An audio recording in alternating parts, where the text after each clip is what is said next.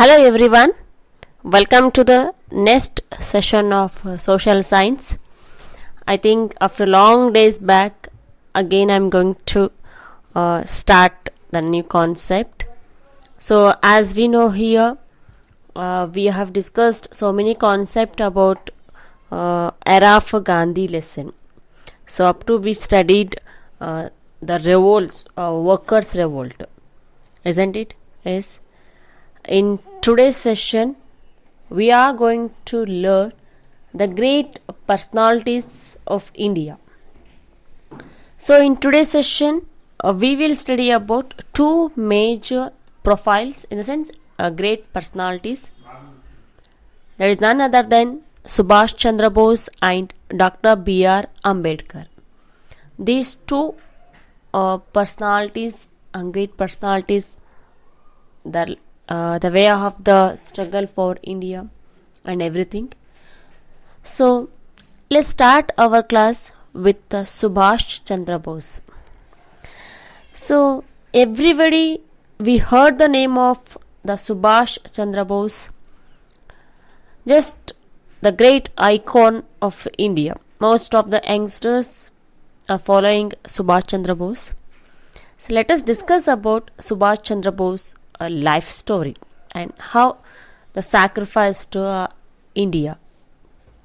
Yes, basically he was from Cuttack of Odisha state, and the role of Subhash Chandra Bose in the Indian freedom struggle, it's mesmerized and great. Though he had secured 4th rank in the ICS exam, Subhash Chandra Bose ಭಾರತದ ಸ್ವತಂತ್ರ ಒಂದು ಹೋರಾಟದಲ್ಲಿ ಅವರದೇ ಆದಂತಹ ಒಂದು ಮಹತ್ವ ಪಾತ್ರ ನಮ್ಮ ಭಾರತದ ಇತಿಹಾಸದಲ್ಲಿ ಇದೆ ಅಂತ ಹೇಳ್ಬೋದು. ದ ಗ್ರೇಟ್ ರೋಲ್, ಒಂದು ಅತಿ ಪ್ರಮುಖ ಪಾತ್ರ ಅಂತಂದರೆ ಸುಭಾಷ್ ಚಂದ್ರ ಬೋಸ್ ಅಂತ ಹೇಳ್ತೀವಿ. ಒಬ್ಬ ಭಾರತೀಯ ಸ್ವತಂತ್ರ ಹೋರಾಟಗಾರ ಆಗಿದ್ದರೂ ಕೂಡ ಇವರು ICSE ಎಕ್ಸಾಮಿನಲ್ಲಿ ಇಡೀ ಆಲ್ ಓವರ್ ಇಂಡಿಯಾದಲ್ಲಿ 4th ರ್ಯಾಂಕ್ ಬರ್ತಾರೆ. So he secured 4th rank in the ICSE, in the sense Indian civil services exam. ಒಬ್ಬ ಭಾರತೀಯ ಹೋರಾಟಗಾರ ಆಗಿದ್ದರೂ ಅವರು ಭಾರತೀಯ ನಾಗರಿಕ ಸೇವಾ ಪರೀಕ್ಷೆಯಲ್ಲಿ 4ನೇ ರ್ಯಾಂಕ್ 4th ರ್ಯಾಂಕನ್ನು ಅವ್ರು ತೊಗೊತಾರೆ. And he refused posting and became a part of the national freedom struggle because Subhash Chandra Bose as a part of the Indian freedom movement just sacrificed to Indian nation. How he organized for Indian freedom movement. So everybody we know Subhash Chandra Bose as the famous as a Netaji. ನಮ್ಮೆಲ್ಲರಿಗೂ ಗೊತ್ತು ಸುಭಾಷ್ ಚಂದ್ರ ಬೋಸ್ ಅವರು ನೇತಾಜಿ ಎಂದೇ ಜನಪ್ರಿಯ ಆದಂಥ ವ್ಯಕ್ತಿ. So Subhash Chandra Bose, the great icon, he engaged himself in organizing the Indians and the residing outside India as a counter to Gandhiji soft protest. ಅಂದರೆ ಗಾಂಧೀಜಿಯವರ ಸೌಮ್ಯ ಹೋರಾಟಕ್ಕೆ, we know the Gandhiji policies here in the sense peace, truth and the non violence. ನಮಗೆಲ್ಲರಿಗೂ ಗೊತ್ತು ಗಾಂಧೀಜಿಯವರ ಒಂದು ಹೋರಾಟ soft corner, ಅಂದರೆ ಸೌಮ್ಯ ಒಂದು ಹೋರಾಟಕ್ಕೆ ಪರ್ಯಾಯವಾಗಿ 1930s ಅಂದರೆ 30ರ ದಶಕದಲ್ಲಿ ಪ್ರಾರಂಭದಲ್ಲಿ ವಿದೇಶದಲ್ಲಿ ನೆಲೆಗೊಂಡಂಥ ಭಾರತೀಯರನ್ನು ಸಂಘಟಿಸಿ ಬ್ರಿಟಿಷರ ವಿರುದ್ಧ ಹೋರಾಡುವ ಪ್ರಯತ್ನದಲ್ಲಿದ್ದರು. ಅಂದರೆ ಈ engaged himself in organising the Indians those who had settled in the out of the country. So ಅಂದರೆ ಯಾರ್ಯಾರು ವಿದೇಶದಲ್ಲಿ ನೆಲೆಗೊಂಡಿರ್ತಾರೆ, ವಿದೇಶದಲ್ಲಿ ಯಾರ್ಯಾರು ಸ್ಟೇ ಆಗಿರ್ತಾರೆ, ಅವರೆಲ್ಲ ಸಂಘಟಿಸಿ ಬ್ರಿಟಿಷರ ವಿರುದ್ಧ ಹೋರಾಡುವ ಪ್ರಯತ್ನದಲ್ಲಿ ಸುಭಾಷ್ ಚಂದ್ರ ಬೋಸ್ ತಮ್ಮನ್ನು ತಾವು ತೊಡಗಿಸ್ಕೊಂಡಿದ್ರು. So that he visited many cities like Vienna, Berlin, Rome, Istanbul and other cities. Just he rallied the Indians settled in these places in the favor of freedom struggle. ಈ ಒಂದು ನಗರಗಳಲ್ಲಿ ಭಾರತೀಯರು ನೆಲೆಸಿರ್ತಾರೆ, ಅವರೆಲ್ಲರನ್ನ ಭಾರತದ ಸ್ವತಂತ್ರಕ್ಕೆ ತರಬೇಕು ಅಂತ ಹೇಳಿ, ಹಾಗಾಗಿ ಅಲ್ಲಿ ಅವರು ರ್ಯಾಲಿ ಮಾಡ್ತಾ ಹೋಗ್ತಾರೆ. ಜಸ್ಟ್ ಆಲ್ ಟುಗೆದರ್ ಎಲ್ಲರನ್ನ ಜೊತೆಯಾಗಿ ಕರ್ಕೊಂಡು ಬರಬೇಕು, ಬ್ರಿಟಿಷರ ವಿರುದ್ಧ ಹೋರಾಡೋದಕ್ಕೆ ಇವರೆಲ್ಲರನ್ನ ತರಬೇಕು ಅಂತೇಳಿ Subhash Chandra Bose just visited many cities. For example, Vienna, Berlin, Rome and Istanbul. And next here, the birth and rise of the communism and socialism did influence many in the Congress. So ಇಲ್ಲೇನಾಗುತ್ತೆ ಅಂತಂದರೆ ಇಲ್ಲಿ ಯುರೋಪಿನಲ್ಲಿ ಆದಂತಹ ಒಂದು ಮಹತ್ವದ ಬದಲಾವಣೆ ಏನು ಅಂತಂತಂದರೆ ಇಲ್ಲಿ ಸಮಾಜವಾದಿ ಅಂದರೆ ಕಮ್ಯುನಿಸ್ಟ್ ಮತ್ತು ಸಮಾಜವಾದಿ ಒಂದು ಅಲೆ ಭಾರತದಲ್ಲಿ ಕಾಂಗ್ರೆಸ್ ಸಂಘಟನೆಗೆ ಒಂದು ಪ್ರೇರಣೆ ಆಗುತ್ತೆ. So the birth of the new the rise of communism and socialism in Europe that influence on the Indian National Congress. ಯುರೋಪಿನಲ್ಲಿ ಆದಂತಹ ಒಂದು ಕಮ್ಯುನಿಸ್ಟ್ ಮತ್ತು ಸಮಾಜವಾದ ಒಂದು ಉದಯ ಭಾರತದಲ್ಲಿ ಆದ ಕಾಂಗ್ರೆಸ್ ಸಂಘಟನೆಗೆ ಒಂದು ಪ್ರೇರಣೆ ಆಗುತ್ತೆ ಇಲ್ಲಿ.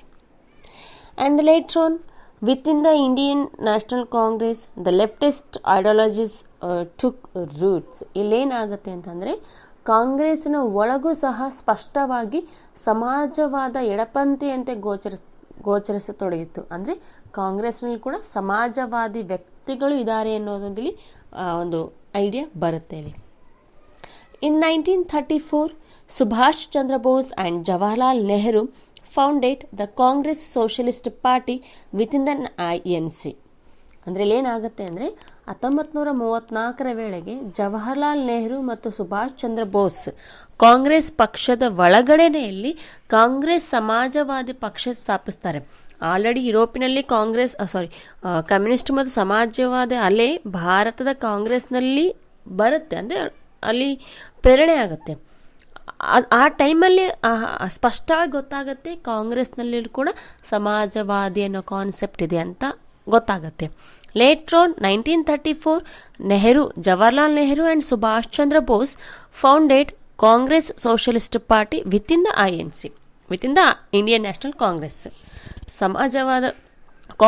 ಸಮಾಜವಾದ ಪಾರ್ಟಿನ ಒಂದು ಕಾಂಗ್ರೆಸ್ ಪಕ್ಷದ ಒಳಗಡೆಯಲ್ಲಿ ಸ್ಥಾಪನೆ ಮಾಡ್ತಾರೆ ಇಲ್ಲಿ. Next here, Subhash Chandra Bose became the president of Haripur Convention of Indian National Congress with the support of Gandhiji. ಮುಂದೆ ಸುಭಾಷ್ ಚಂದ್ರ ಬೋಸ್ ಏನಾಗ್ತಾರೆ ಅಂತಂದರೆ ಭಾರತೀಯ ರಾಷ್ಟ್ರೀಯ ಕಾಂಗ್ರೆಸ್ಸಿನ ಒಂದು ಅಧಿವೇಶನದಲ್ಲಿ ಒಂದು ಗಾಂಧೀಜಿಯ ಒಂದು ಬೆಂಬಲದಿಂದ ಅವರು ಅಧ್ಯಕ್ಷರಾಗ್ತಾರೆ. So Subhash Chandra Bose became the president of Haripur Congress session with the support of Gandhiji. But ಅಲ್ಲೇನಾಗುತ್ತೆ ಅಂತಂದರೆ ಆ differences of opinion broke out between Subhash Chandra Bose and Gandhiji. ಅಲ್ಲೇನಾಗುತ್ತೆ ಅಂದರೆ ಗಾಂಧೀಜಿ ಮತ್ತು ಸುಭಾಷ್ ಚಂದ್ರ ಬೋಸ್ ನಡುವೆ ಒಂದು ಬಿರುಕು ಬೀಳುತ್ತೆ, ಅಂದರೆ ಅವರ ನಡುವೆ ಒಂದು ಬಾಂಧವ್ಯದಲ್ಲಿ ಬಿರುಕು ಮೂಡುತ್ತೆ. ಅದೇನು ಅಂತಂತಂದರೆ ಇಲ್ಲಿ so Gandhiji soft approach towards the British war policy clashed with the Bose hardline approach for the same. ಅಂದರೆ ಇಲ್ಲಿ Subhash Chandra Bose became the president of INC at Haripur with the support of Gandhiji, of course. Later on, the differentials took between them. ಅವರಿಬ್ಬರ ನಡುವೆ ಏನಾಗುತ್ತೆ, ಡಿಫ್ರೆನ್ಷಿಯಸ್ create ಆಗುತ್ತೆ. ಅದೇನು create ಆಗುತ್ತೆ ಅಂತಂದರೆ ಇಲ್ಲಿ Gandhiji had a soft approach towards the British war policy clash with the Bose hardline approach for the same. ಅಂದರೆ ಇಲ್ಲಿ ಬ್ರಿಟಿಷರ ವಿರುದ್ಧ, ಅಂದರೆ ಬ್ರಿಟಿಷರ ಯುದ್ಧ ನೀತಿ ತಯಾರಿಗೆ ಸಂಬಂಧಿಸಿದಂತೆ ಮೃದು ಧೋರಣೆಯನ್ನು ಗಾಂಧೀಜಿಲಿರುತ್ತೆ.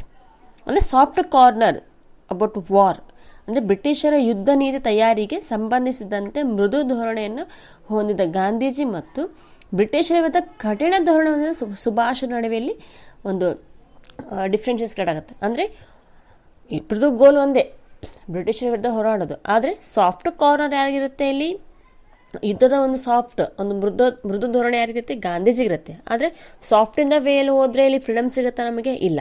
ಹಾಗಾಗಿ ಸುಭಾಷ್ ಚಂದ್ರ ಬೋಸ್ ಏನು ಮಾಡ್ತಾರೆ, ಇಲ್ಲಿ ಕಠಿಣ ಧೋರಣೆಯಿಂದ ಹೋಗ್ತಾರೆ, ಅಂದರೆ ಹಾರ್ಡ್ ಆಗಿ ಹೋಗ್ತಾರೆ ಇಲ್ಲಿ. ಹಾಗಾಗಿ ಇಬ್ಬರ ನಡುವೆ ಏನಾಗುತ್ತೆ ಅಂದರೆ ಡಿಫ್ರೆನ್ಷಿಯಸ್ ಕ್ರಿಯೇಟ್ ಆಗ್ತಾ ಬರುತ್ತೆ.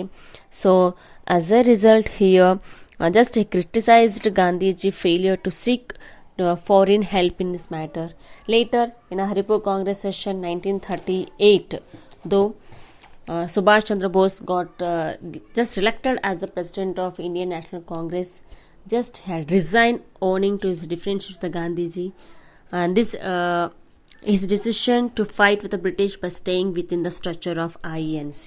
ಮುಂದೆ ಏನಾಗುತ್ತೆ ಅಂತಂದರೆ ಇಲ್ಲಿ ನಂತರ ದಿನಗಳಲ್ಲಿ ಗಾಂಧೀಜಿ ಮತ್ತು ಬೋಸರ ಒಂದು ಭಿನ್ನಾಭಿಪ್ರಾಯಗಳು ತುಂಬ ತೀವ್ರಗೊಳ್ತವೆ.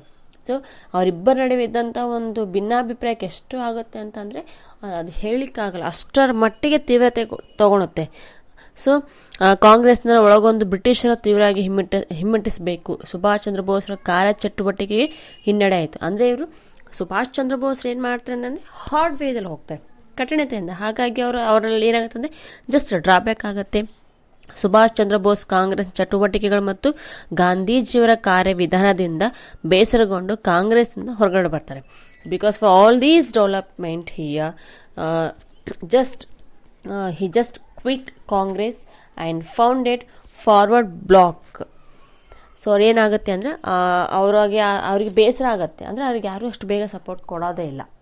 ಸೊ ಹಾಗಾಗಿ ಅದೆಲ್ಲ ಒಂದು ಬೆಳವಣಿಗೆಯಿಂದ ಏನಾಗುತ್ತೆ ಅಂದರೆ ಸುಭಾಷ್ ಚಂದ್ರ ಬೋಸ್ ಫೆಲ್ಟ್ ವೆರಿ ಬ್ಯಾಡ್.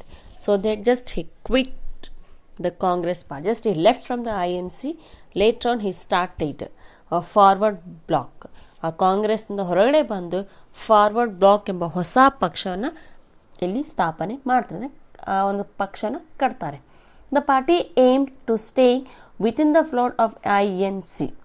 ಅಂದರೆ ಇಲ್ಲಿ ಆ ಫಾರ್ವರ್ಡ್ ಬ್ಲಾಕ್ನ ಕಟ್ತಾರೆ. ಇದು ಕಾಂಗ್ರೆಸ್ನ ಒಳಗೆ ಇದ್ದು ಪ್ರಗತಿಪರ ಮತ್ತು ತೀವ್ರತರ ಆಶಯಗಳು ಹೊಂದಿತ್ತು. ಅಂದರೆ within the INC they started a forward bloc. And Subhash Chandra Bose opposed the British war preparation and also the participation of British India in the war. As a result, the British government arrested Subhash Chandra Bose and put him under house arrest. ಇಲ್ಲೇನಾಗುತ್ತೆ ಅಂತಂದರೆ ಆ ಒಂದು ಸಂದರ್ಭದಲ್ಲಿ 1930 ಒಂದು 35 38 ಮತ್ತು 39 ಏನಾಗುತ್ತೆ ಅಂತ 39ರಲ್ಲಿ ಎರಡನೇ ಮಹಾಯುದ್ಧ start ಆಗುತ್ತೆ. Second world war started at the time here. ಬ್ರಿಟಿಷರು ಏನು ಮಾಡ್ತಾರೆ ಅಂತಂದರೆ ಇಲ್ಲಿ ಬ್ರಿಟಿಷರ ಯುದ್ಧ ತಯಾರಿ ಮತ್ತು ಜಾಗತಿಕ ಯುದ್ಧದಲ್ಲಿ ಭಾರತದ ಪಾಳು ಅಂದರೆ ಪಾರ್ಟಿಸಿಪೇಷನ್ನು ಸುಭಾಷ್ ಚಂದ್ರ ಬೋಸ್ ಅಪೋಸ್ ಮಾಡ್ತಾರೆ. ಅಂದರೆ ಭಾರತೀಯರನ್ನ ಜಾಗತಿಕ ಮಟ್ಟದಲ್ಲಿ ತಮ್ಮ ಒಂದು ಯುದ್ಧಕ್ಕಾಗಿ ಭಾರತೀಯರನ್ನ ಸೇರಿಸ್ಕೋತಾರೆ ಬ್ರಿಟಿಷರು. ಹಾಗಾಗಿ ಅದನ್ನು ಯಾರು ಅಪೋಸ್ ಮಾಡ್ತಾರೆ? ಸುಭಾಷ್ ಚಂದ್ರ ಬೋಸ್ ಅಪೋಸ್ ಮಾಡ್ತಾರೆ ಇಲ್ಲಿ. So why Subhash Chandra Bose against the British? Because of here the British war preparation and also participation of British India in the war. ಆ ಜಾಗತಿಕ ಯುದ್ಧದಲ್ಲಿ ಭಾರತೀಯರನ್ನ ಭಾಗವಹಿಸುವಿಕೆಯಲ್ಲಿ ಸುಭಾಷ್ ಚಂದ್ರ ಬೋಸರು ಅಪೋಸ್ ಮಾಡ್ತಾರೆ. ಹಾಗಾಗಿ ಎಲ್ಲ ಒಂದು ಡೆವಲಪ್ಮೆಂಟಿಂದ ಏನಾಗುತ್ತೆ ಅಂತಂದರೆ ಬ್ರಿಟಿಷ್ ಗೌರ್ನಮೆಂಟ್, ಬ್ರಿಟಿಷ್ ಸರ್ಕಾರ ಸುಭಾಷ್ ಚಂದ್ರ ಬೋಸ್ನ ಬಂಧನದಲ್ಲಿಡುತ್ತೆ, ಅಂದರೆ ಅರೆಸ್ಟ್ ಮಾಡಿ ಒಂದು ಮನೆಯಲ್ಲಿ ಹಾಕ್ತಾರೆ. Later on here, with the aim of mobilizing an anti-British force and fight against the British, Subhash Chandra Bose escaped from the house arrest and reached Germany. ಬ್ರಿಟಿಷರ ಒಂದು ವಿರೋಧಿ ಶಕ್ತಿಗಳನ್ನು ಅವ್ರು ಬಂದು ಹೇಗಾದ್ರು ಮಾಡಿ ಹೋರಾಡಬೇಕು ಅಂತ ಬಯಸಿ ಆ ಗೃಹ ಬಂಧನದಿಂದ ತಪ್ಪಿಸ್ಕೊಂಡು ಜರ್ಮನಿ ರೀಚ್ ಆಗ್ತಾರೆ. It's how escaped and how he reach Germany. Where it Germany and where it's India. ಜರ್ಮನಿಯಲ್ಲಿದೆ, ಇಂಡಿಯಾ ಎಲ್ಲಿದೆ ಅಂಥದ್ರಲ್ಲಿ ಇಲ್ಲಿ ಆ ಒಂದು ಇದರಲ್ಲಿ ಏನಾಗುತ್ತೆ ಅಂದರೆ ಅಲ್ಲಿಂದ ತಪ್ಪಿಸ್ಕೊಂಬತ್ತೆ ಹೇಗಾದ್ರೂ ಮಾಡಿ ಬ್ರಿಟಿಷರ ವಿರುದ್ಧ ನಾನು ಆ ಒಂದು ಶಕ್ತಿನ ಒಂದುಗೂಡಿಸಿ ಅವ್ರ ವಿರುದ್ಧ ಹೋರಾಡಬೇಕಂತೇಳಿ ಸುಭಾಷ್ ಚಂದ್ರ ಬೋಸ್ರ ಒಂದು ನೆಲೆ ನಿಲ್ಲುತ್ತೆ ಅವರಲ್ಲಿ. ಸೊ ಅವಾಗೇನು ಮಾಡ್ತಾರೆ ಅಂತಂದರೆ ಆ ಗೃಹ ಬಂಧನದಿಂದ ತಪ್ಪಿಸ್ಕೊಂಡು ಎಲ್ಲಿ ರೀಚ್ ಆಗ್ತಾರೆ? ಜರ್ಮನಿ ರೀಚ್ ಆಗ್ತಾರೆ. So escape from the house and reach Germany. And later on he met the dictator of Germany, that is none other than Adolf Hitler. ಮುಂದೆ ಏನು ಮಾಡ್ತಾರೆ ಅಂತಂದರೆ ಜರ್ಮನಿಯ ಒಂದು ಯಾರಿಲ್ಲಿ ಡಿಕ್ಟೇಟರ್ ಅಡಲ್ಫ ಹಿಟ್ಲರ್ನನ್ನು ಮೀಟ್ ಆಗಿ the dictator of Germany agree to extend all the help of to Bose. So ಇಲ್ಲೇನಾಗುತ್ತೆ ಅಂತಂದರೆ ಭಾರತೀಯರ ಜರ್ಮನ್ ಸರ್ವಾಧಿಕಾರಿ ಹಿಟ್ಲರ್ ಇವರಿಗೆಲ್ಲ ಸಹಾಯ ನೀಡುವ ಒಂದು ಭರವಸೆಯನ್ನು ವ್ಯಕ್ತಪಡಿಸ್ತಾನೆ.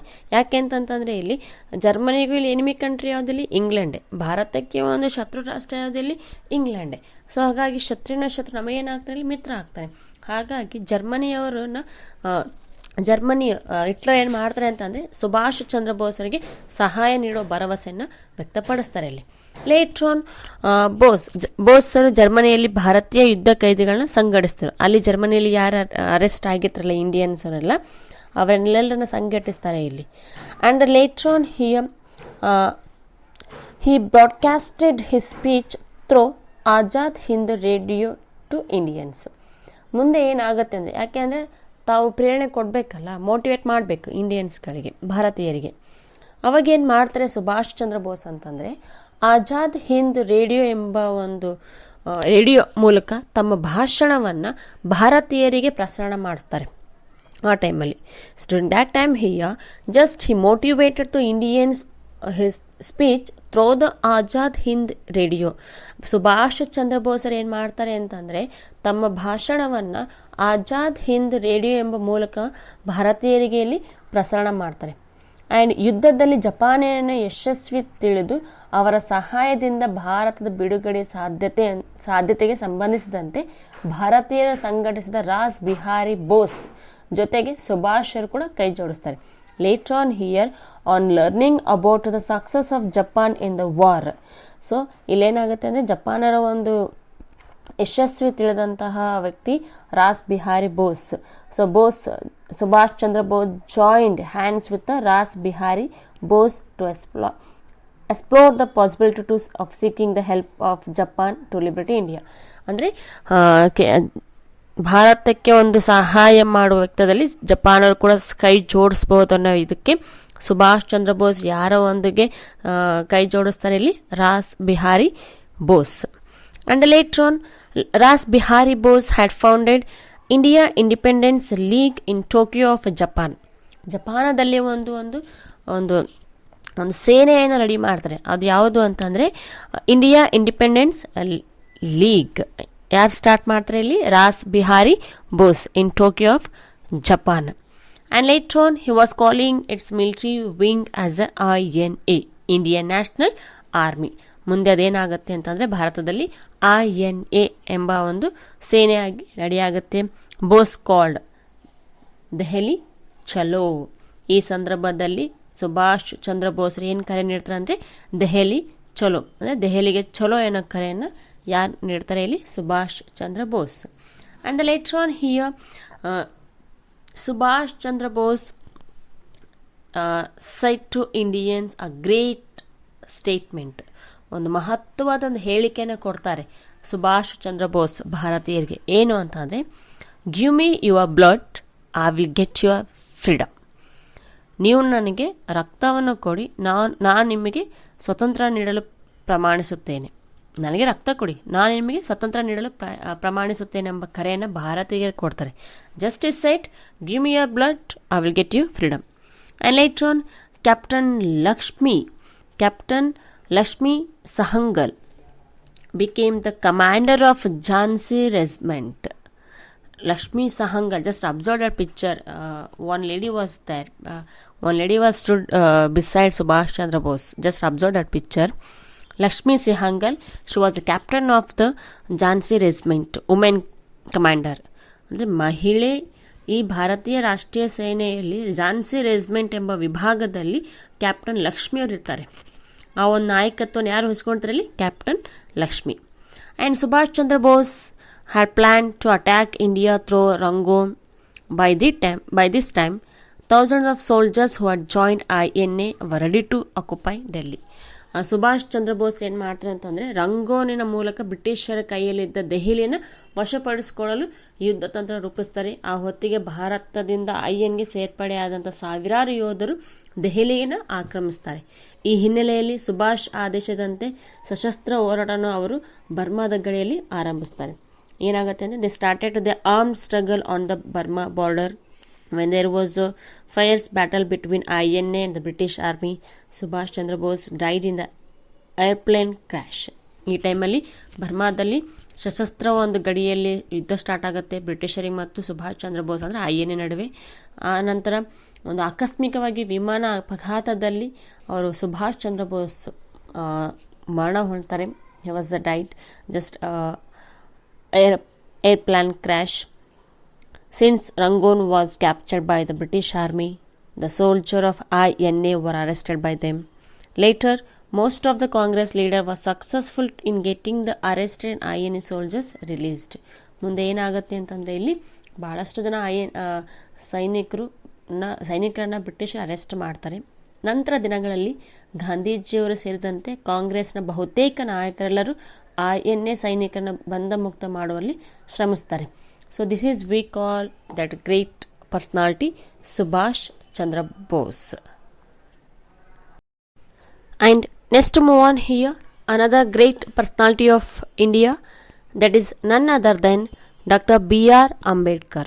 I think we heard the name of the great personality of this Dr. B.R. Ambedkar. and major contribution to India, that is the formation of own constitution. That's why he is called the father of the chief architect of Indian constitution. So Dr. B.R. Ambedkar had believed very strongly here. Just he said, political freedom without social freedom meaningless. ಸಾಮಾಜಿಕ ಸಮಾನತೆ ಇಲ್ಲದೆ ರಾಜಕೀಯ ಸ್ವಾತಂತ್ರ್ಯ ಅರ್ಥಹೀನ ಅಂತ ಹೇಳ್ತಾರೆ ಇವರು. B R Ambedkar ಒಂದು ನಂಬಿಕೆ ಏನು ಅಂತಂದರೆ, ಸಾಮಾಜಿಕ ಸಮಾನತೆ ಇಲ್ಲದೆ ಅಂದರೆ ಸೊಸೈಟಿಯಲ್ಲಿ ಒಂದು ಈಕ್ವಾಲಿಟಿ ಇಲ್ಲ ಅಂತಂದರೆ, ಇಲ್ಲಿ ಸಮಾನತೆ ಇಲ್ಲ ಅಂದರೆ ರಾಜಕೀಯದಲ್ಲಿ ಸ್ವತಂತ್ರ ಗಳಿಸೋದು ಅಷ್ಟು ಈಸಿ ಇಲ್ಲ ಅಂತ ಹೇಳ್ತಾರೆ, ಅಂದರೆ ಅರ್ಥಹೀನ ಅಂತ ಹೇಳ್ತಾರೆ ಇವರು. ಹಾಗಾಗಿ ಇಲ್ಲಿ unless the last man in the here, the order-wise social system of Indian society gets social and economical freedom, political freedom is of no value was his argument. ಅಂದರೆ ಇಲ್ಲಿ ಭಾರತದ ಶ್ರೇಣೀಕೃತ ಒಂದು ವ್ಯವಸ್ಥೆಯಲ್ಲಿರುವ ಒಂದು ಕಟ್ಟಕಡೆಯ ಮನುಷ್ಯನಿಗೆ ಸಾಮಾಜಿಕ ಮತ್ತು ಆರ್ಥಿಕ ಸ್ವಾತಂತ್ರ್ಯ ದೊರೆಯದಿದ್ದರೆ ರಾಜಕೀಯ ಸ್ವಾತಂತ್ರ್ಯ ಅರ್ಥವಿಲ್ಲ ಅಂತ ಹೇಳ್ತಾರೆ. Of course, because every man needs economical and social life here. ಅಂದರೆ ಒಬ್ಬ ವ್ಯಕ್ತಿಗೆ ಇಲ್ಲಿ ನಮ್ಮ ಒಂದು ಭಾರತೀಯ ಒಂದು ಶ್ರೇಣೀಕೃತ ಒಂದು ವ್ಯವಸ್ಥೆಯಲ್ಲಿ ಏನಿದೆ ಅಂತಂದರೆ ಇಲ್ಲಿ ಸಾಮಾಜಿಕ ಮತ್ತು ಆರ್ಥಿಕ ಸ್ವಾತಂತ್ರ್ಯ ದೊರೆಯದೇ ಇದ್ರೆ, ಅದೇ ಇಲ್ಲ ಅಂತಂದರೆ ರಾಜಕೀಯ ಸ್ವಾತಂತ್ರ್ಯ ಹೇಗೆ ಸಾಧ್ಯ? Yes, without political and without economical and social freedom how can we get political freedom? There is no value. That's why this argument. ಅವ್ರೇನು ಹೇಳ್ತಾರೆ ಅಂತಂದರೆ, ಮನುಷ್ಯನಿಗೆ ಬೇಕಾಗಿರೋದು ಸಾಮಾಜಿಕ ಮತ್ತು ಆರ್ಥಿಕ ಸ್ವಾತಂತ್ರ್ಯ, ಅದೇ ಇಲ್ಲ ಅಂತಂದರೆ ರಾಜಕೀಯ ಸ್ವಾತಂತ್ರ್ಯ ಹೇಗೆ ಸಾಧ್ಯ ಅಂತ ಹೇಳ್ತಾರೆ. ಇವರೊಂದು ವಾದ ಆಗಿರುತ್ತೆ. That's why he introduce the concept of India not only as a political entity but whole system. ಅಂದರೆ ಇವರು ಅಂಬೇಡ್ಕರ್ ಅವರು ಏನಾಗ್ತಾರೆ ಅಂದರೆ ಕೇವಲ ಮರೀಚಿಕೆಯಾಗಿ, ಅಂದರೆ ಇವರು ಭಾರತವನ್ನು ಕೇವಲ ಒಂದು ರಾಜಕೀಯ ಪರಿಕಲ್ಪನೆಯಾಗಿ ಕಾಣದೆ ಒಂದು ಒಟ್ಟಾರೆ ಮುಖವನ್ನು ಪರಿಚಯಿಸ್ತಾರೆ ಇವರು. So just he introduced himself the concept of India not only as a political but also whole system. He studied the caste system and the strategy of the destroyed. ಭಾರತದಲ್ಲಿ ಒಂದು ಜಾತಿ ವ್ಯವಸ್ಥೆ ನೋಡ್ತಾನೇ ಇದ್ದೀವಿ. ಯಾಕೆಂತಂದರೆ it was practising since ancient time. ಭಾರತೀಯ ಒಂದು ಸಾಮಾಜಿಕ ವ್ಯವಸ್ಥೆ ಆ ಟೈಮಲ್ಲಿ ಹೇಗಿತ್ತು ಅಂದರೆ ಜಾತಿಯ ಒಂದು ನೆಲೆಗಟ್ಟಿನ ಮೇಲೆ ಇರುತ್ತೆ. So entire society was the based on the casteism. ಇವರು ಜಾತಿ ವ್ಯವಸ್ಥೆ ಬಗ್ಗೆ ಅಧ್ಯಯನ ನಡೆಸ್ತಾರೆ ಇವರು. Because as being a person just he had faced entire the life. ಜಾತಿ ಒಂದು ವ್ಯವಸ್ಥೆಯಲ್ಲಿ ಅವರು ತಮ್ಮ ಲೈಫಾಗೆ ನೋಡಿರ್ತಾರೆ, ಅದನ್ನು ಅವರು ನೋಡಿರ್ತಾರೆ. ಹಾಗಾಗಿ ಅವರು ಜಾತಿ ವ್ಯವಸ್ಥೆ ಬಗ್ಗೆ ಅಧ್ಯಯನ ನಡೆಸ್ತಾರೆ. ಜಾತಿ ಬಗ್ಗೆ ಅಧ್ಯಯನ ನಡೆಸಿ ಅದರ ವಿನಾಶಕ್ಕೆ ಹೋರಾಟಗಳನ್ನು ರೂಪಿಸ್ತಾರೆ. ಅದನ್ನು ಹೇಗಾದ್ರೂ ಮೇಲೆ ಡೆಸ್ಟ್ರಾಯ್ ಮಾಡಬೇಕು, ಸೊಸೈಟಿನ ಸಮಾಜದಿಂದ ಅದನ್ನು ಹೊರಗಡೆ ಹಾಕಬೇಕು ಅಂತೇಳಿ ಸ್ಟಡಿ ಮಾಡ್ತಾ ಹೋಗ್ತಾರೆ. And later on in order to prove that untouchables have been denied even basic human rights, he organized Mahant tank and as well as Kalaram temple movements. ಇಲ್ಲಿ ಏನಾಗುತ್ತೆ ಅಂದರೆ ಅಸ್ಪೃಶ್ಯರ ಒಂದು ಕನಿಷ್ಠ ಮಟ್ಟದ ಅವಕಾಶಗಳಿಂದಲೂ ಕೂಡ ವಂಚಿತರಾಗಿರ್ತಾರೆ. Because as being a person just had faced, ಅವರು ತಮ್ಮ ಒಂದು ಬಾಲ್ಯದಲ್ಲಿ ಈ ಎಲ್ಲ ಒಂದು ಜಾತಿ ವ್ಯವಸ್ಥೆನ ಕಣ್ಣಾರೆ ನೋಡಿರ್ತಾರೆ. ಹಾಗಾಗಿ ಅವರು ಒಂದು ಜಾತಿ ವ್ಯವಸ್ಥೆನ ಸಮಾಜದಿಂದ ಹೊರಗಡೆ ಹಾಕಬೇಕು ಅಂತ ಸ್ಟ್ರಗಲ್ ಮಾಡ್ತಾರೆ. ಹಾಗಾಗಿ ಅಟ್ಲೀಸ್ಟ್ ಆ ಎಲ್ಲ ಎಷ್ಟೋ ಅವಕಾಶಗಳಿಂದ ಅಸ್ಪೃಶ್ಯರು ಅಂದರೆ ಅನ್ಟಚಬಿಲಿಟಿ ಅವರು ಸಫರ್ ಆಗಿರ್ತಾರೆ, ವಂಚಿತರಾಗಿರ್ತಾರೆ. ಹಾಗಾಗಿ ಅವರಿಗೆ ಮಹಂದ್ ಕೆರೆ ಮತ್ತು ಕಾಲರಂ ದೇವಾಲಯಗಳ ಚಳುವಳಿಯನ್ನು ರೂಪಿಸ್ತಾರೆ. ಆ್ಯಂಡ್ ಲೇಟರ್ ಆನ್ ಹಿಯರ್ ಈ participated in all 3 round table conference at held London and suggested to various means to unshackle the bondage of the downtrodden communities in the Indian society. So as we discussed that about round table conference a previous video. So Ambedkar was the person, he participated all the round table conference. So ನಾನು ಹೇಳಿದ್ದೆ 1930, 31, 32 3 round table conference ಆಗುತ್ತೆ ಎಲ್ಲಿ ಲಂಡನ್ನಲ್ಲಿ. ಆ 3 round table ಕಾನ್ಫರೆನ್ಸಲ್ಲಿ participate ಮಾಡಿದ ವ್ಯಕ್ತಿ ಯಾರು ಅಂತಂದರೆ ಅಂಬೇಡ್ಕರ್. ಏನು ಯಾಕೆ ಭಾಗವಹಿಸ್ತಾರೆ ಅಂತಂದರೆ ಅವರು ಜಸ್ಟ್ ಅಂದರೆ ಒಂದು ಭಾರತದ ಒಂದು ಸಮಾಜದ ವ್ಯವಸ್ಥೆ ಎಲ್ಲಿರುವಂತಹ ಒಂದು ವ್ಯವಸ್ಥೆ, ಅವರು 3 ದುಂಡು ಮೇಜಿನ ಪರಿಷತ್ತಲ್ಲಿ ಸಮಾವೇಶದಲ್ಲಿ ಭಾಗವಹಿಸಿ ನಿಮ್ಮ ವರ್ಗಗಳ ವಿವಿಧ ಬಗೆಯ ಸಂಕೋಲೆಗಳಿಂದ ಬಿಡುಗಡೆ ಪಡೆಯಲು ಬೇಕಾದ ಅಮೂಲ್ಯ ಸಲಹೆಗಳ ಸೂಚನೆ ನೀಡಿದರು. ಅಂದರೆ ಎಂಟೈರ್ ಇಯರ್ ಬಾಂಡೇಜ್ ಕಮ್ಯುನಿಟೀಸ್ ಬಗ್ಗೆಯಲ್ಲಿ ಅಂದರೆ basically Ambedkar had participated from this community, ಅವರವರ ಒಂದು ವರ್ಗಕ್ಕೆ ಒಂದು ರೆಪ್ರೆಸೆಂಟೇಟಿವ್ ಆಗಿ ಪಾರ್ಟಿಸಿಪೇಟ್ ಮಾಡ್ತಾರೆ ಇಲ್ಲಿ. And later on here, the differences of opinion embraced between Ambedkar and Gandhiji over the issue of development of Harijanas and the leadership of untouchables. So as we know here, during second roundtable conference, Gandhiji had participated second roundtable conference. In that, what was the reason that took the differences between them? ಗಾಂಧೀಜಿಯವರು second round table ಕಾನ್ಫರೆನ್ಸಲ್ಲಿ ಭಾಗವಹಿಸ್ತಾರೆ, ನಾನು ನಿಮಗೆ ಹೇಳಿದ್ದೀನಿ ಅದರ. So first round table conference Gandhiji did not participate because he was in prison, ಜೈಲಲ್ಲಿ ಇರ್ತಾರೆ. So second round table conference Gandhiji had participated in the second round table conference here, even Ambedkar also participated here. But the differences of opinion took between them, ಅವರಿಬ್ಬರ ನಡುವೆ ಏನಾಗುತ್ತೆ ಅಂತಂದರೆ ಎರಡನೇ ದುಂಡು ಮೇಜಿನ ಸಮ್ಮೇಳನದಲ್ಲಿ ಏನಾಗುತ್ತೆ ಅಂದರೆ ಒಂದು ಭಿನ್ನಾಭಿಪ್ರಾಯ ಕ್ರಿಯೇಟ್ ಆಗುತ್ತೆ. ಆ ಭಿನ್ನಾಭಿಪ್ರಾಯ ಏನು ಅಂತಂದರೆ, so as I told in that concept in a previous video, Ambedkar had demanded here for separate electorate constituency for untouchables. That was the main, it was disappointed for Gandhiji. Ambedkar ಅವರ ಒಂದು ಡಿಮ್ಯಾಂಡ್ ಏನಾಗಿತ್ತು ಅಂತಂದರೆ separate electoral constituency for untouchability, ಅಂದರೆ ಅನ್ಟಚಬಿಲಿಟಿಗೆ ಬೇರೆ ಒಂದು ಮತಕ್ಷೇತ್ರನ ಕೊಡಬೇಕು ಅಂತ ಹೇಳಿ ಅಂಬೇಡ್ಕರ್ ಡಿಮ್ಯಾಂಡ್ ಆಗುತ್ತೆ. ಬಟ್ ಇದನ್ನು ಯಾರು ಅಪೋಸ್ ಮಾಡ್ತಾರೆ? ಗಾಂಧೀಜಿಯವರು ಅಪೋಸ್ ಮಾಡ್ತಾರೆ. So in second round table conference here the differences of opinion embrace between Ambedkar and Gandhiji over the issue of development of Harijan and the leadership of untouchables. ಅಂದರೆ ಇಲ್ಲಿ ಹರಿಜನೋದ್ಧಾರ ಮತ್ತು ಅಸ್ಪೃಶ್ಯರ ಮುಖಂಡತ್ವಕ್ಕೆ ಸಂಬಂಧಿಸಿದಂತೆ ಗಾಂಧೀಜಿ ಮತ್ತು ಅಂಬೇಡ್ಕರಲ್ಲಿ ಭಿನ್ನಾಭಿಪ್ರಾಯ ಮೂಡ್ತವೆ. ಸೊ ಇಲ್ಲಿ ಏನಾಗುತ್ತೆ ಅಂದರೆ Ambedkar had demanded here separate electoral constituency for untouchables. That was a creative controversy between Ambedkar and Gandhiji. ಆ ಒಂದು ಸಪ್ರೇಟ್ ಎಲೆಕ್ಟ್ರೋ ಕಾನ್ಸ್ಟಿಕ್ವೆನ್ಸಿ ನಮಗೆ ಕೊಡ್ರಿ ಅಂತ ಕೇಳ್ತಾರೆ. ಆದರೆ ಇದನ್ನು ಯಾರ ನಡುವೆ ಭಿನ್ನಾಭಿಪ್ರಾಯ ಕ್ರಿಯೇಟ್ ಆಗುತ್ತೆ? ಅಂಬೇಡ್ಕರ್ ಮತ್ತು ಗಾಂಧೀಜಿಯವರ ನಡುವೆ ಒಂದು ಭಿನ್ನಾಭಿಪ್ರಾಯ ಕ್ರಿಯೇಟ್ ಆಗುತ್ತೆ. ಸೊ ಇದೇ ಒಂದು ಕಾರಣಕ್ಕಾಗುತ್ತೆ. And later on here Ambedkar was a Diwan to the Baroda Maharaj. ಅಂದರೆ ಬೇಸಿಕ್ಲಿ ಅವರು ಒಬ್ಬರು ದಿವಾನ್, ಅಂದರೆ ಬಾರ್ಡೋ ಮಹಾರಾಜರ ಅಡಿಯಲ್ಲಿ ಒಬ್ಬರು ದಿವಾನರಾಗಿರ್ತಾರೆ. Basically Ambedkar was the Diwan at Baroda Maharaj. And later on here he was a member of Bombay Legislative Council, and later he was also member of Viceroy's Legislative Council. But Ambedkar never joined the INC. ಅವರು ಯಾವುದೇ ಕಾರಣಕ್ಕೂ INC ಜೊತೆ join ಆಗಲ್ಲ. So and later on he founded Bahishkrit Hitakarini Sabha and later Swatantra Karmik party. These two established by Ambedkar. And he published periodicals like Prabuddha Bharata, Janata, Mokhanayaka and Bahishkruta Bharata.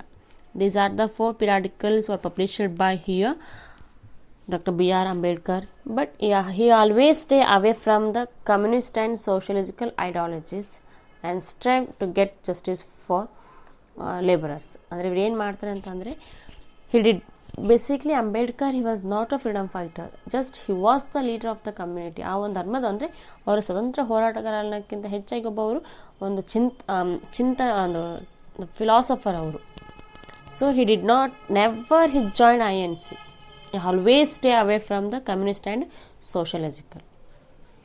And later on here as I told the now the major contribution to India by Dr. B.R. Ambedkar, that is the formation of constitution.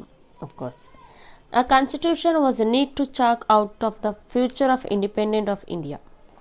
ಅಂದರೆ ಇಲ್ಲಿ ಸ್ವತಂತ್ರ ಭಾರತದ ಮುನ್ನೋಟ ದಿಕ್ಸೂಚಿಯಾಗಿ ಭಾರತ ಸಂವಿಧಾನವನ್ನು ರಚಿಸಬೇಕಾಗುತ್ತೆ. ಆ ಸಂದರ್ಭದಲ್ಲಿ doctor Babu Rajendra Prasad was elected as the president of the Constituent Assembly. He was the president of the Constituent Assembly. And Dr. B.R. Ambedkar was elected as the chairman of the drafting committee. Just advocated equality in the constitution and provided legal guarantees against untouchability in the constitution. ಮುಂದೆ ಏನಾಗುತ್ತೆ ಅಂತಂದರೆ, after independent India had ಮುಂದಿನ ಒಂದು ಭಾರತದ ಒಂದು ಬೆಳವಣಿಗೆಗೆ ಸಂವಿಧಾನದ ಒಂದು ರಚನೆ ಆಗಲೇಬೇಕು ಅಂತೇಳಿ ಒಂದು ಫಾರ್ಮೇಷನ್ ಕ್ರಿಯೇಟ್ ಆಗುತ್ತೆ. ಹಾಗಾಗಿ ಡಾಕ್ಟರ್ ಬಾಬು ರಾಜೇಂದ್ರ ಪ್ರಸಾದ್ ಅವರನ್ನು ಸಂವಿಧಾನದ ಸಭೆಯ ಅಧ್ಯಕ್ಷರಾಗಿ ಮಾಡ್ತಾರೆ. ಡಾಕ್ಟರ್ BR ಅಂಬೇಡ್ಕರ್ನನ್ನು ಕರಡು ಸಮಿತಿಯ ಅಧ್ಯಕ್ಷರಾಗಿ ಮಾಡ್ತಾರೆ. ಆ್ಯಂಡ್ ಸಂವಿಧಾನದಲ್ಲಿ ಸಮಾನತೆಯನ್ನು ಪ್ರತಿಪಾದಿಸಿ ಅಸ್ಪೃಶ್ಯತೆ ಆಚರಣೆ ವಿರುದ್ಧ ಕಾನೂನಿನ ರಕ್ಷಣೆಯನ್ನು ಒದಗಿಸುವುದು, ಅಸ್ಪೃಶ್ಯತೆ ಆಚರಣೆಯನ್ನು ಅಪರಾಧವೆಂದು ಭಾರತ ಸಂವಿಧಾನ ಪರಿಗಣಿಸಿದೆ. So and later on here the advocate equality in the constitution and provide legal guarantees against untouchability in the constitution.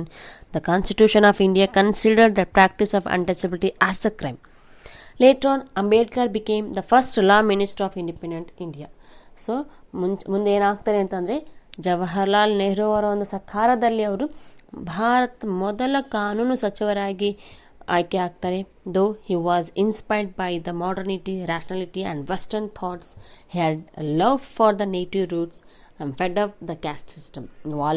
Ambedkar was always opposing the caste system. He left Hinduism. Later on, he became Buddhist. Later on, he adopted Buddhism religion, which opposed the caste system, but had remained part of the culture of India.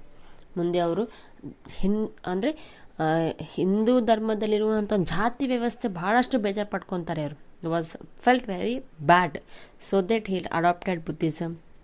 Later on, he had believed that what Marxists can bring change with blotting the violence, the same change would be brought about by the Buddhism with the peace and non-violence. The government of India has honored Dr. B.R. Ambedkar for his lifetime achievement of awarding the highest civil honor here, Bharata Ratna post-humanity. ಅಂದರೆ ಭಾರತ ಸರ್ಕಾರ ಅವರಿಗೆ ಮರಣೋತ್ತರವಾಗಿ ಭಾರತ ರತ್ನವನ್ನು ನೀಡ್ತಾರೆ. ಅಂದರೆ after his death, ಅವರ ಒಂದು ಮರಣದ ನಂತರ ಅವರಿಗೆ ಒಂದು ಭಾರತ ಸರ್ಕಾರ ಅವರಿಗೆ ಭಾರತ ರತ್ನ ಎಂಬ ಒಂದು ಗ್ರೇಟ್ ಹಾನರ್ ಅವರಿಗೆ ಮಾಡ್ತಾರೆ ಇಲ್ಲಿ. By this concept today we have completed our session here, and remaining topic we will study in the next session. Till then, keep watching the video. Thank you and have a nice day.